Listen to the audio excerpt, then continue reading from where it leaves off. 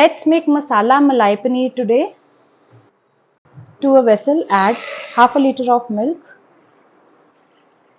When the boil is about to come, add all the masalas. Add all your favorite seasonings. A teaspoon of oregano, a teaspoon of chili flakes, half a teaspoon bhuna jeera, freshly ground black pepper. Mix it nicely. This is going to bring the twist in your normal paneer. A teaspoon of salt now. Chopped coriander. Mix it nicely. 2 tablespoons fresh curd. Teaspoon of vinegar. So you can see clearly the milk has curdled. Now drain off the excess water. Keep any container, sieve and a roti napkin or a malmal ka kapda you can keep. So just transfer.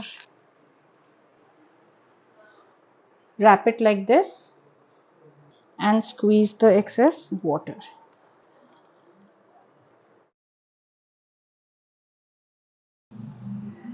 It's super delicious, guys. You need to try.